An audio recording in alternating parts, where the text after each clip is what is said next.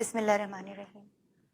انسان نے کہا میں تھک چکا ہوں، جواب آیا لا تقنطوا من رحمت اللہ، اللہ کی رحمت سے نا امید نہ ہونا۔ اتنے دن کی خاموشی میں جواب ڈھونڈ رہی تھی، اپنے اندر سے کبھی اللہ سے شکوہ کر رہی تھی۔ پھر مجھے کسی نے کہا جب انسان پر ایسا وقت آتا ہے تو اس کی دو ہی وجوہات ہوتی ہیں، یا اللہ تعالیٰ سزا دیتا ہے یا آزمائش۔ میں نے پوچھا یہ کیسے پتہ چلے گا کہ مجھے سزا ملی ہے یا آزمائش ہے؟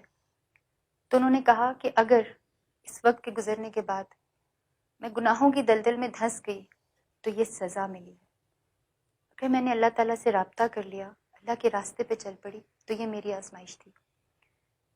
جو کچھ میں نے بنایا وہ تنہائی میں بنایا، وہ میرے اور میرے اللہ کے درمیان کی بات ہے، میں اللہ کی مجرم ہوں، اور وہ دلوں کے حال جانتا ہے، وہ میرے آنسوؤں کو سمجھتا ہے۔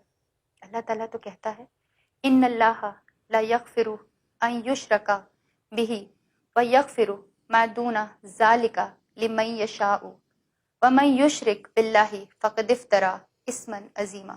بے شک اللہ اس بات کو معاف نہیں کرتا کہ اس کے ساتھ کسی کو شریک ٹھہرایا جائے، اور اس سے کم تر ہر بات کو جس کے لیے وہ چاہتا ہے معاف کر دیتا۔ پھر اللہ تعالیٰ ایک اور جگہ کہتا ہے قل یا عبادی الذین اسرفوا علی انفسہم لا تقنطوا من رحمت اللہ ان اللہ یغفر الذنوب جميعا انہ هو الغفور الرحیم۔ کہہ دو اے میرے وہ بندوں جنہوں نے اپنی جانوں پر زیادتی کر رکھی ہے، اللہ کی رحمت سے مایوس مت ہو، یقین جانو اللہ سارے گناہ معاف کر دیتا ہے، یقیناً وہ بہت بخشنے والا اور مہربان ہے۔ جب میرا یہ ڈیٹا لیک ہوا تو ایک دم سے پوری دنیا میں وائرل ہوا، تو بہت سارے لوگ میرے پاس کام لے کر آنا شروع ہو گئے، ٹی وی کمرشلز، فلمیں، ٹی وی پروگرامز، کانسرٹس۔ جیسا میں ہمیشہ کہتی ہوں کہ نیگیٹو وائرل چیزوں پر انفارچونیٹلی ہمارا رد عمل ہوتا ہے۔ بہت ساری خواتین نے مجھے سپورٹ آفر کی، پروٹیسٹ کریں گے آپ کے لیے، کوئی آپ کو کچھ نہیں کہہ سکے گا۔ جن کا جو تھا می ٹو، میرا جسم میری مرضی، لیکن نہیں، میرا جسم میرے اللہ کی مرضی۔ میں نے اللہ کی نافرمانی کی ہے چاہے تنہائی میں کیوں نہ ہو، اللہ تعالیٰ نے مجھے دکھا دیا۔ ایک میری چاہت تھی شوبز میں رہنا، ایک اللہ کی چاہت تھی اپنی راہ پہ لگانا۔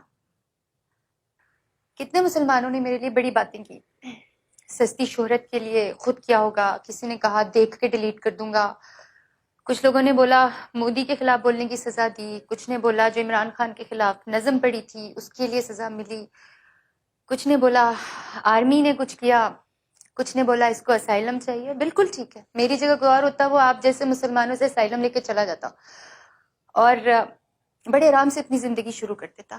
میں آپ لوگوں سے بھاگ سکتی ہوں، اللہ تعالیٰ سے کہاں بھاگوں گی؟ کچھ لوگوں نے اتنا تک کہہ دیا کہ رابی نے خودکشی کر لیا۔ اس وقت مجھے احساس ہوا کہ کسی لڑکی کی کوئی بات معاشرے میں آ جائے تو آپ کیسے خود اسے گناہوں میں گھسیٹ دیں۔ آپ سب مجرم ہیں اس معاشرے میں، آپ سارے مسلمان اللہ کو مانتے ہیں، محمد صلی اللہ علیہ وسلم کو مانتے ہیں،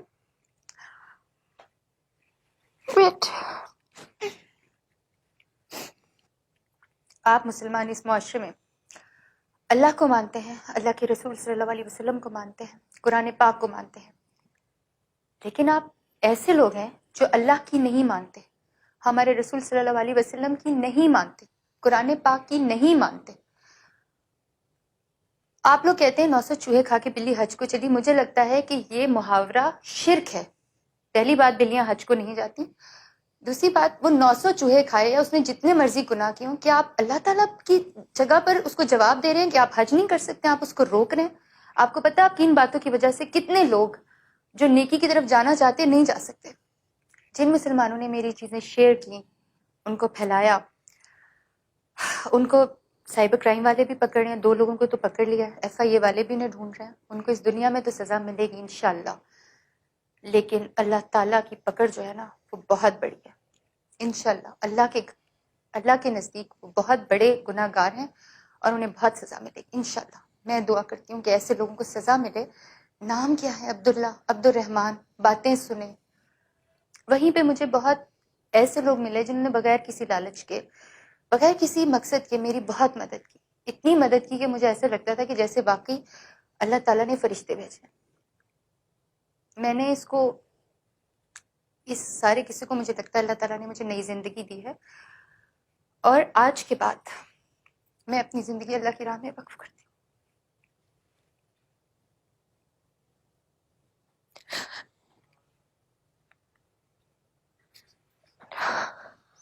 I'm sorry۔ آج کے بعد میں چھوٹی سی بات کروں گی تو اپنے اللہ اور اس کے رسول صلی اللہ علیہ وسلم کے احکامات کے مطابق کروں گی۔ آج کے بعد میں چھوٹی سی بات کروں گی تو اپنے اللہ اور اس کے رسول صلی اللہ علیہ وسلم کے احکامات کے مطابق کروں گی۔ اگر تصویر بناؤں گی تو اس جگہ کی بناؤں گی جہاں پہ مجھے آج تک سمجھ نہیں آئی کہ لوگ کیوں جاتے تھے، بہت دل کر رہا ہے کہ وہیں پہ زندگی گزار دوں۔ اگر گاؤں گی تو صرف اپنے رب کی حمد و ثنا اور اپنے نبی صلی اللہ علیہ وسلم کی نعت یا صوفیانہ کلام۔ آج کے بعد میری زندگی کا مقصد ہے میری عاقبت۔ میرے لیے دعا کریں، میرے لیے بہت آسان ہے شوبز میں جا کے پہلے سے زیادہ گمراہ ہو جاؤں، لائم لائٹ میں چلی جاؤں، لیکن اب مجھے اپنی قبر کے اندھیروں سے ڈر لگتا ہے۔ اور بہت دفعہ ایسی ایگزامپلس لوگوں نے سیٹ کی آپ کے سامنے، میرے سامنے، بہت مسلمان ہوئے شوبز کے لوگ واپس پلٹ گئے، جو مجھے لگتا ہے کہ غلط مثالیں تھیں۔ میری طرح بہت سارے ایسے لوگ ہیں جو کہ گمراہ ہیں لیکن لا علم ہیں۔ اگر میری زندگی سے کچھ سیکھ سکے تو شاید مجھے اللہ نبی صلی اللہ علیہ وسلم کے صدقے معاف کر دے۔ میرے لیے دعا کیجیے گا اور کشمیر کے لیے دعا کیجیے گا۔ اعوذ باللہ من الشیطان الرجیم، بسم اللہ الرحمن الرحیم۔ ان اللہ لا یغفر ان یشرک به ویغفر ما دون ذلك لمن یشاء ومن يشرك بالله فقد افترى إثما عظيما۔ قل يا عبادي الذين أسرفوا على أنفسهم لا تقنطوا من رحمة الله إن الله يغفر الذنوب جميعا إنه هو الغفور الرحيم۔ صدق الله العظيم۔